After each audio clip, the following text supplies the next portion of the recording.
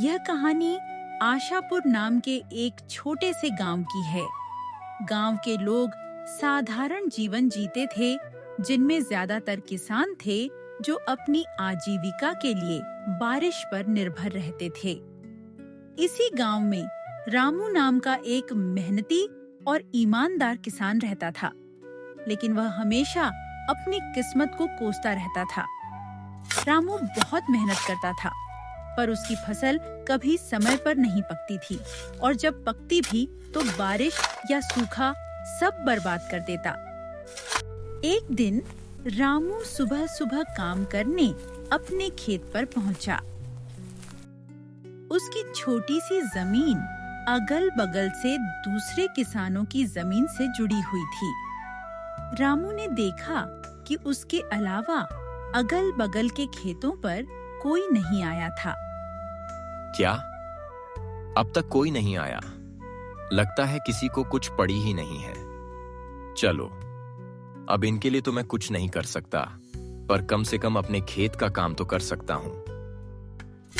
वह कुदाल लेकर अपने खेत पर काम करने लगा। काम करते करते सुबह की दोपहर हो गई, पर रामू काम में इतना व्यस्त था कि उसे समय का पता ही नहीं चला।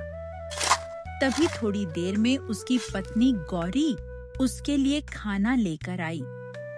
सुनते हो, आओ आकर खाना खा लो। गौरी की आवाज सुनकर रामू को समझ आया कि दोपहर हो गई है। अरे, यह क्या? दोपहर हो गई, समय का तो पता ही नहीं चला। चलो, अब गौरी खाना लेकर आ गई है तो खाना खाकर थोड़ी देर आराम करके फिर काम करता हूँ। वह गौरी के साथ खेतों के पास वाले पेड़ के नीचे बैठकर खाना खाने लगा। क्या हुआ जी, लगता है आज कुछ ज्यादा ही थक गए हो। हाँ, आज सुबह से लगातार खेतों पर काम कर रहा था। सुबह की दोपहर हो गई, पता भी नहीं चला। तो आपने थोड़ी देर आराम क्यों नहीं किया? क्या करता, अगल बगल के खेतों पर कोई काम करने आया ही नहीं, तो मुझे लगा अभी दोपहर होने में समय है, इसलिए मैं भी लगा रहा। वो तो तुम आई तो पता चला कि दोपहर हो गई। क्या हुआ, अब तक कोई आया क्यों नहीं खेतों पर काम करने? वही तो इन लोगों का ही सही है, जब मर्जी आते हैं, जब मर्जी जाते हैं। और एक मैं हूं जो इतनी मेहनत करता हूं, फिर भी पता नहीं कैसी किस्मत है मेरी, जो हमेशा कोई न कोई बहाने से मेरी मेहनत बर्बाद कर ही देती है। रामू को इतना परेशान देखकर गौरी उसे दिलासा देने की कोशिश करती है। आप इतना क्यों दुखी हो रहे हो? आपको पता है ना, आप मेहनत करते हो तो बस किस्मत को क्या कोसना। आज आपकी किस्मत साथ नहीं दे रही है, पर क्या पता कल आपकी किस्मत आपका साथ देने लगे। हाँ गौरी, पर यह कल कब आएगा? कब मेरी किस्मत मेरा साथ देने लगेगी? कभी कभी तो मुझे लगता है कि विधाता को भी मुझे परेशान करने में मजा आता है। आप निराश मत होइए। देखिए, आप बस अपनी मेहनत पर ध्यान दीजिए। मुझे पूरा भरोसा है कि आज नहीं तो कल आप खुद मुझे कहेंगे कि लगता है किस्मत मेरा साथ दे रही है। देखते हैं गौरी, यह समय कब आता है। रामू को खाना खिलाकर गौरी वहां से चली जाती है और रामू फिर से अपने खेत में काम करने लगता है। रामू अपने खेत में काम कर ही रहा होता है, तभी वहां बगल वाले खेत का मालिक हरी आता है। रामू को काम करता देख हरी उसे आवाज लगाता है। और रामू भाई, क्या हाल है? लगता है आज कुछ जल्दी ही आ गए थे खेत पर काम करने। जल्दी कैसी हरी भाई, दोपहर हो चुकी है। तुम आज कुछ ज्यादा ही देर से आए हो। हाँ भाई, आज थोड़ा देर से उठा था तो सोचा दोपहर का खाना खाकर ही जाता हूँ खेत पर। पर तुम्हें क्या हुआ है रामू भाई? खेत को देखकर लग रहा है तुम्हारा पूरा काम हो गया है, पर तुम्हारे चेहरे को देखकर लग रहा है काम अब तक शुरू भी नहीं हुआ है। नहीं भाई, ऐसी कोई बात नहीं है। वह बस अपनी किस्मत को लेकर थोड़ा परेशान था। अरे रामू भाई, कब तक अपनी किस्मत को कोसते रहोगे और कब तक किस्मत के भरोसे चलते रहोगे? अब किस्मत को कोसू नहीं तो क्या करूं भाई? तुम तो जानते ही हो ना, पिछले साल बाढ़ आई, फिर सूखा पड़ गया था, और अब जब इस साल कोई प्रकोप नहीं है तो दिन ब दिन मंडी में अनाज के दाम गिर रहे हैं। भाई मुझे एक बात बताओ, हम दोनों के खेत एक दूसरे के अगल बगल में हैं, यानी तुम्हारे खेत में जो आफत आई होगी वही मेरे यहां भी हुआ होगा। पर मैं तो नहीं कोस रहा अपनी किस्मत को। हाँ, मैं भी मानता हूं कि किस्मत का साथ बहुत जरूरी होता है, पर सुनो भाई, मेहनत का फल जरूर मिलता है। कभी कभी हमें किस्मत को बदलने के लिए खुद कदम उठाने पड़ते हैं। मैं कुछ समझा नहीं भाई, जरा विस्तार से बताओ। रामू भाई, तुम खेती के अलावा क्या करते हो? हरी भाई, मेरे पास खेती के अलावा और कोई काम नहीं है। मेरे पिता और दादा भी यही करते थे, तो हम हमेशा से अपनी जमीन पर ही निर्भर रहे हैं। देखो भाई, वह पहले का समय था जब खेती किसानी से तुम अपना और अपने घर वालों का पालन पोषण कर सकते थे, पर अब तुम्हें उसके अलावा भी कुछ करना पड़ेगा। हरी भाई, खेती के अलावा क्या करूं? मैं तुम्हें बताऊंगा नहीं, दिखाऊंगा। पहले तुम फटाफट से अपना सारा काम निपटा लो और मैं मेरे खेत का काम कर लेता हूं। फिर मैं तुम्हें मेरे साथ अपने घर ले जाता हूं। रामू ने अपने खेत का काम जल्दी खत्म किया और हरी के खेत में उसकी मदद करने लगा। दोनों का काम जल्दी निपट गया।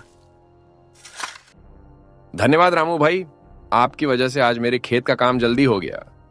धन्यवाद किस बात का भाई? आप भी तो मेरी मदद करने वाले हो, तो मेरा भी तो फर्ज बनता है आपकी मदद करना। हाँ भाई, चलो मेरे घर चलते हैं। चलते चलते दोनों हरी के घर के पास पहुंच जाते हैं। रामू भाई, तुम बहुत परेशान थे, इसीलिए मैं तुम्हें अपने साथ अपना यह राज बताने लाया हूं। पर मैं जो तरीका तुमको बताऊंगा और घर पर जो चीजें तुम देखोगे वह तुम किसी और को नहीं बताओगे।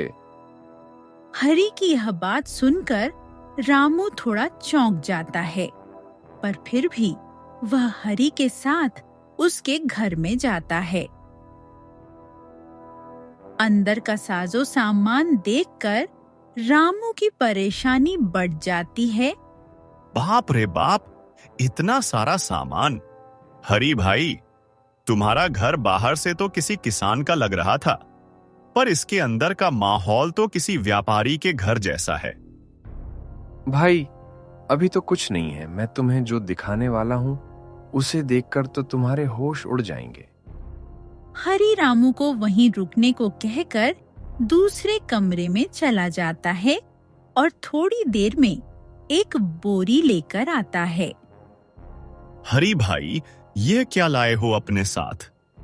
भाई, इसी में तो है वो चीज जो तुम्हारी हर समस्या को दूर कर देगी। हरी उसे वह बोरी खोलकर उसमें रखी चीज दिखा देता है। भाई, यह क्या? ये तो चावल है। रामू भाई, यह कोई मामूली चावल के दाने नहीं हैं। ये मैंने चीन से मंगाए हैं। मैं कुछ समझा नहीं भाई, तुमने चावल के दाने चीन से क्यों मंगाए? और ये चीन के चावल मेरी किस प्रकार मदद कर सकते हैं?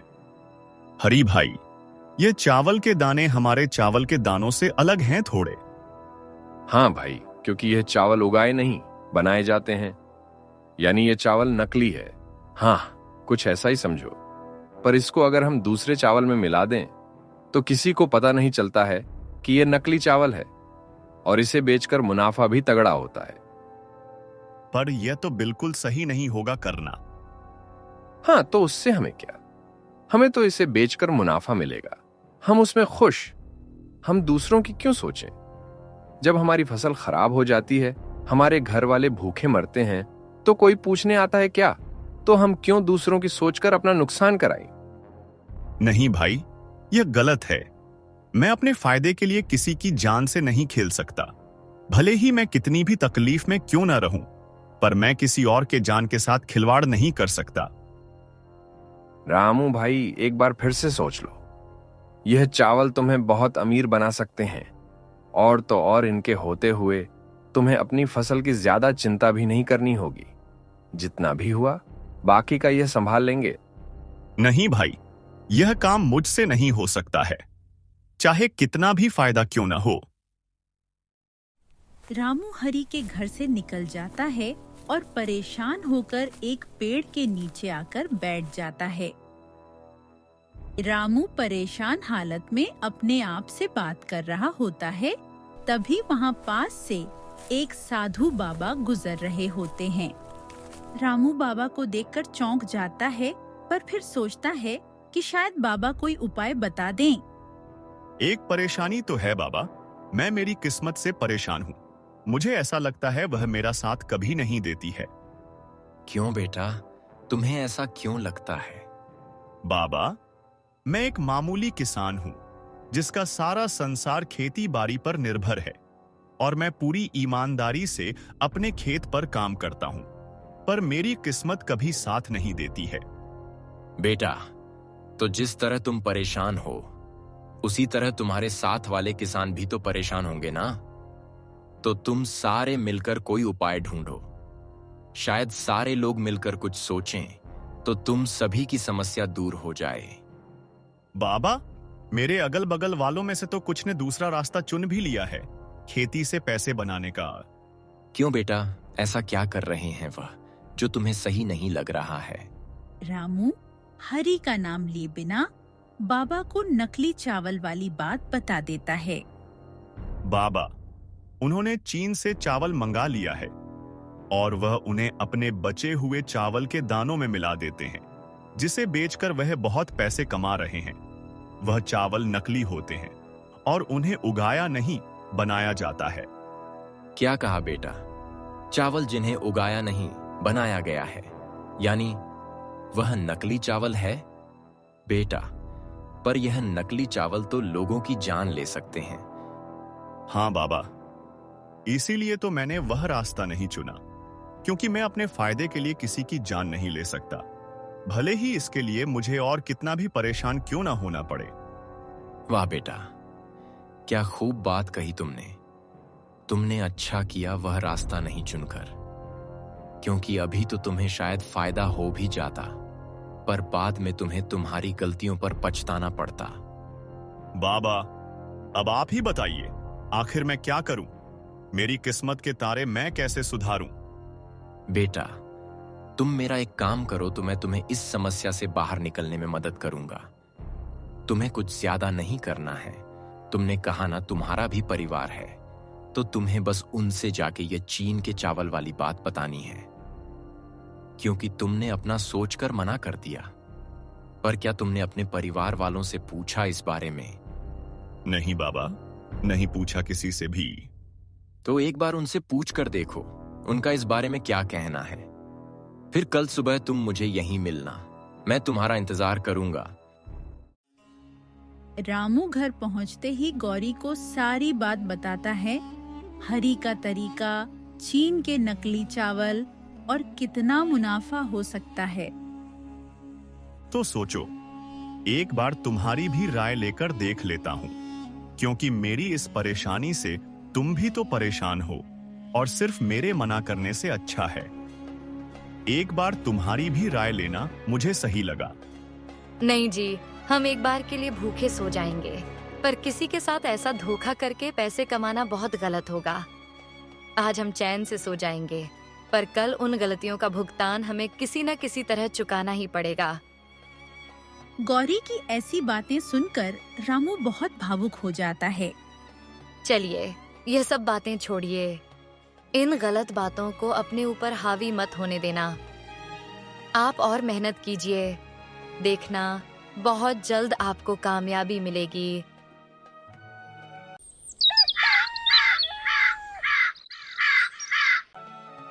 अगली सुबह रामू बाबा से मिलने पहुंचता है।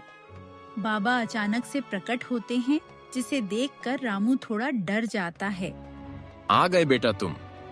बोलो बेटा, क्या तुमने वह काम किया जो मैंने तुमसे कहा था? हाँ बाबा, मैंने मेरी पत्नी से उन चीन के चावल के बारे में बात की और उसे यह भी बताया कि इनसे हमें बहुत फायदा होगा, पर उसकी सोच पूरी मेरी तरह है।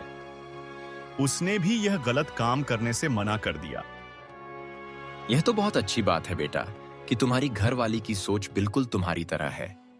हाँ बेटा, रुको, मैं तुम्हारे लिए कुछ लाया हूं जिससे तुम्हारी सारी समस्याएं दूर हो जाएंगी। बाबा, इस पोटली में क्या है? बेटा, इस पोटली में जादुई मिट्टी है। तुम बस इस मिट्टी को ले जाकर अपने खेत में छिड़क देना और फिर उसके बाद अपने अनाज के बीजों को छिड़क देना। फिर कमाल देखना। पर एक बात याद रखना, मिट्टी कम कम छिड़कना, और जब पोटली की मिट्टी खत्म होने वाली हो तो अपने खेत की मिट्टी इसमें मिला देना। इस पोटली को कभी खाली मत होने देना। रामू फटाफट से जाकर अपने खेत में जादुई मिट्टी छिड़क देता है और फिर बीजों को भी। चलो, बाबा के कहे अनुसार मिट्टी भी छिड़क दी और बीज भी।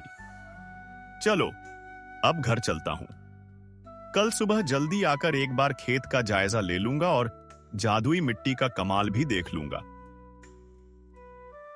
अगली सुबह रामू सुबह सुबह अपने खेत पर पहुंचता है और अपने खेत की हालत देखकर चौंक जाता है। उसका खेत पूरा हरा भरा हो चुका था। उसे अपनी आंखों पर यकीन नहीं हो रहा था। आखिर बाबा की बात सही हो गई। अब इस जादुई मिट्टी से मेरी सारी परेशानियां दूर हो जाएंगी और आखिर गौरी की बात भी सही हो गई। अब किस्मत भी मेरा साथ देगी। इस तरह रामू और गौरी के नेक दिली ने उनकी बदकिस्मती को बदल दिया। उन्हें बाबा की जादुई मिट्टी तो मिली, पर असल जादू उनकी मेहनत, ईमानदारी और सही रास्ते पर बने रहने की उनकी इच्छा शक्ति में छिपा था, जिसने उन्हें उस जादुई मिट्टी को सही तरीके से इस्तेमाल करने का मौका दिया। अब उन्हें अपनी किस्मत को नहीं कोसना पड़ेगा।